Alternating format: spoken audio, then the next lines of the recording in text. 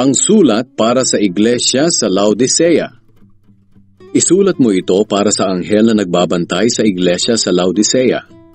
Ito ang mensahe ng tinatawag na Amen, ang tapat at tunay na saksi.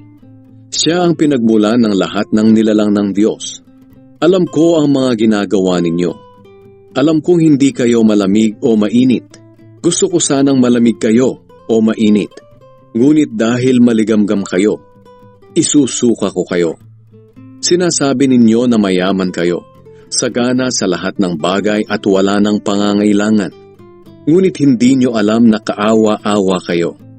Dahil mahirap kayo sa pananampalataya, bulag sa katotohanan, at hubad sa paningin ng Diyos. Kaya pinapayuhan ko kayong bumili sa akin ng ginto na dinalisay sa apoy upang maging totoong mayaman kayo.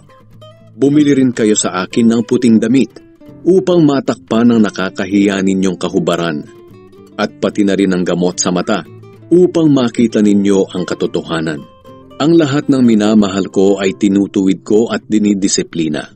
Kaya magsisi kayo at ituwid ang ugali ninyo. Narito ako sa labas ng pintuan ninyo at kumakatok. Kung may makarinig sa akin at buksan ang pinto, papasok ako at magsasalo kami sa pagkain.